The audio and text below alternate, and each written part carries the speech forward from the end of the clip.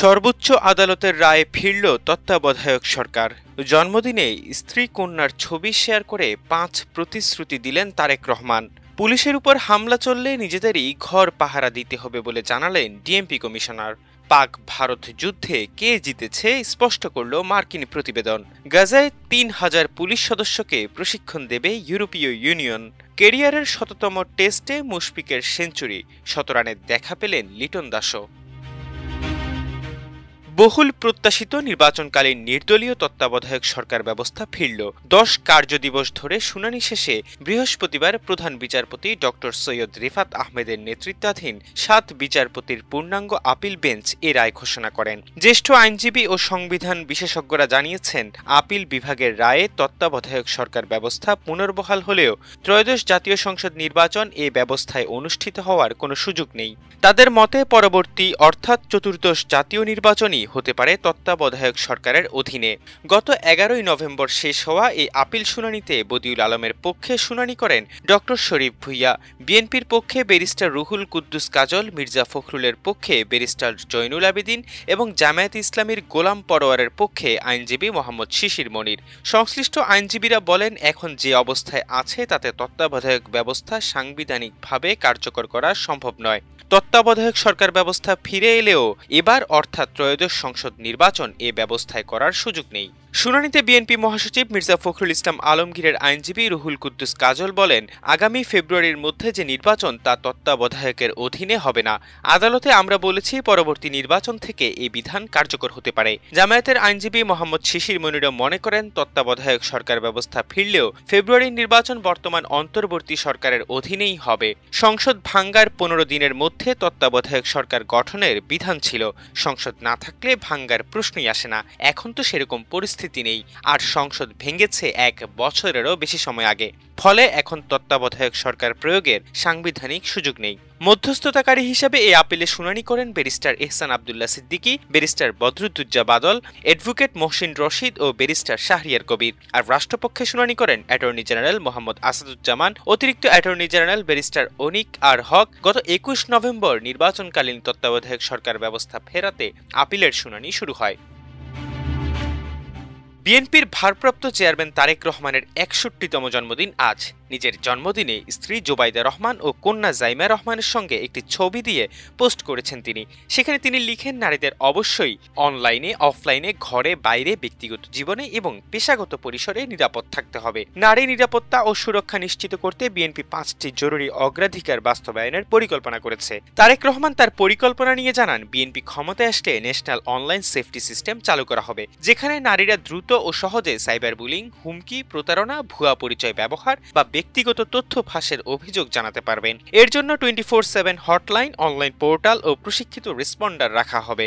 এছাড়া পাবলিক লাইফে নারীর সুরক্ষা প্রোটোকলের অধীনে সাংবাদিক, কর্মী, শিক্ষার্থী বা কমিউনিটি নেত্রী হিসেবে যারা আক্রমণ বা হয়রানির মুখোমুখি হন তাদের জন্য জাতীয় নির্দেশিকা, দ্রুত আইনি ও ডিজিটাল সহায়তা এবং গোপনীয় রিপোর্টিং চ্যানেল ব্যবস্থা নিশ্চিত করা হবে। বিএনপির ভারপ্রাপ্ত চেয়ারম্যান জানান, স্কুল ও বিশ্ববিদ্যালয়ের ওরিয়েন্টেশনের সময় বাস্তবসম্মত ডিজিটাল নিরাপত্তা প্রশিক্ষণ দেওয়া হবে। কমিউনিটি হেল্প ডেস্ক, নিরাপদ যাতায়াত, উন্নত রাস্তার আলো এবং ট্রমা সেন্সিটিভ রেসপন্ডার নিয়োগের মাধ্যমে নারীদের দৈনন্দিন জীবনকে আরও নিরাপদ ও সুনিশ্চিত করা হবে। লিডারশিপ ট্রেনিং, মেন্টরিং নেটওয়ার্ক এবং স্কুল, অফিস, কারখানায় শিশু যত্ন সুবিধা সম্প্রসারণের মাধ্যমে নারীরা নেতৃত্ব দিতে, সাফল্য অর্জন করতে এবং পূর্ণাঙ্গভাবে অবদান রাখতে পারবেন। ঢাকা মহানগর পুলিশের কমিশনার সাজ্জাদ আলী বলেছেন, পুলিশের উপর হামলা বাড়তে থাকলে পরিস্থিতির খেসারত জনগণকে দিতে হবে। এভাবে চলতে থাকলে একসময় নিজেদের ঘরবাড়ি নিজেদেরই পাহারা দিতে হবে। বৃহস্পতিবার সকালে গোয়েন্দা বিভাগের সাইবার সাপোর্ট সেন্টার উদ্বোধন শেষে সাংবাদিকদের প্রশ্নের জবাবে তিনি এই মন্তব্য করেন। এর আগে বুধবার রাতে মিরপুরের পল্লবী থানার সামনে ৩টি ককটেল বিস্ফোরিত হয়। এতে দায়িত্বে থাকা এসআই নূর ইসলাম সহ ৩ জন আহত হন। এই ঘটনাকে উদ্দেশ্য প্রণোদিত হামলা হিসেবে দেখছে পুলিশ। ডিএমপি কমিশনার বলেন, ককটেল মেরে পুলিশ সদস্যকে আহত করা হয়েছে, এতে পুলিশের মনোবল ক্ষতিগ্রস্ত হয়। এমন দুর্বৃত্তায়ন না করার অনুরোধ জানাই, এতে শেষ পর্যন্ত সবাই ক্ষতিগ্রস্ত হবেন। গত ১৬ নভেম্বর এক বেতার বার্তায় গাড়িতে আগুন দেওয়ার চেষ্টা বা ককটেল নিক্ষেপের মতো নাশকতায় জড়িত হলে আইন অনুযায়ী গুলি চালানোর নির্দেশ দেন ডিএমপি কমিশনার। গত মে মাসে 4 দিনের যুদ্ধে ভারতকে সামরিকভাবে পেছনে ফেলে পাকিস্তান। কংগ্রেসে জমা দেয়া মার্কিন চীন অর্থনৈতিক ও নিরাপত্তা পর্যালোচনা কমিশনের প্রতিবেদনে এই কথা বলা হয়। এতে উল্লেখ করা হয়, পাকিস্তান চীনের তৈরি অস্ত্র ব্যবহার করে রাফাল সহ ভারতের বেশ কয়েকটি যুদ্ধবিমান ভূপাতিত করেছে। ভারত নিয়ন্ত্রিত জম্মু ও কাশ্মীরের পেহেলগামে সন্ত্রাসী হামলায় 26 জন নিহত হওয়ার পর পাকিস্তানের অভ্যন্তরে হামলা চালায় ভারত। এরপরই দুই দেশের মধ্যে যুদ্ধ বাধে। মার্কিন চীন অর্থনৈতিক ও নিরাপত্তা পর্যালোচনা কমিশনের প্রতিবেদনে ইসলামাবাদ ও বেইজিং এর মধ্যে প্রতিরক্ষা সহযোগিতার উপর আলোকপাত করা হয়। এতে বলা হয় যে পাকিস্তান ভারতের উপর তার সামরিক প্রভাব বাড়ানোর জন্য উন্নত চীনা অস্ত্র ব্যবহার করেছে। পাকিস্তানের এই সামরিক সাফল্য চীনের বৈশ্বিক অস্ত্র বিক্রয় প্রচারণায় বড় সুযোগ এনে দিয়েছে। গাজা উপত্যকার প্রায় 3000 ফিলিস্তিনি পুলিশ সদস্যকে প্রশিক্ষণ দেওয়ার পরিকল্পনা করছে ইউরোপীয় ইউনিয়ন। বুধবার ব্রাসেলসে এক ইইউ কর্মকর্তার বরাত দিয়ে বার্তা সংস্থা এএফপি এমন তথ্য জানিয়েছে। নাম প্রকাশে অনিচ্ছুক ওই কর্মকর্তা জানান, চলমান যুদ্ধবিরতি বজায় থাকলে গাজায় স্থিতিশীলতা ফিরিয়ে আনতে একটি সুসংগঠিত ও কার্যকর পুলিশ বাহিনী অত্যন্ত জরুরি হয়ে উঠবে।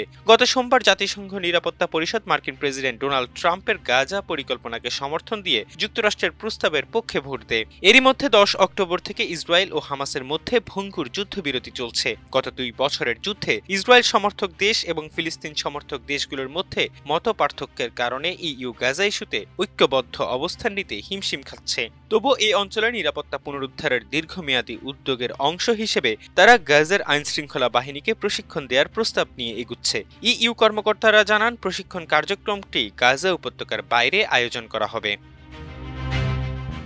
বর্নিল টেস্ট ক্যারিয়ারের 100তম টেস্টে দুটি ছড়ালেন মুশফিকুর রহিম। অসাধারণ ব্যাটিং, দৃঢ়তায় হাঁকালেন দুর্দান্ত এক সেঞ্চুরি। মিরপুরের প্রথম দিন শেষে 99 রান করেছিলেন সেঞ্চুরির অপেক্ষায়। দ্বিতীয় দিনে এসে শেষ হলো সেই অপেক্ষা। 195 বলে 5 বাউন্ডারিতে জাদুকরী 3 অঙ্ক ছুলেন এ উইকেট রক্ষক ব্যাটসম্যান। আজ সকালে নিজের ক্যারিয়ারের 13তম টেস্ট সেঞ্চুরি হাঁকিয়েছেন মুশফিক। 11তম ব্যাটসম্যান হিসেবে 100তম টেস্টে সেঞ্চুরির দেখা পেয়েছেন বাংলাদেশের মিস্টার ক্রিকেট। এর আগে এই কীর্তি গড়েন Joe Root, David Warner, Gordon Greenidge, Ricky Ponting, Inzamam-ul Haq, Graeme Smith ও হাশিম আমলা। অন্যদিকে আয়ারল্যান্ডের বিপক্ষে মিরপুরের দ্বিতীয় টেস্টের দ্বিতীয় দিনে সেঞ্চুরির দেখা পেয়েছেন লিটন দাস। ক্যারিয়ারের 5ম সেঞ্চুরি পেয়েছেন তিনি।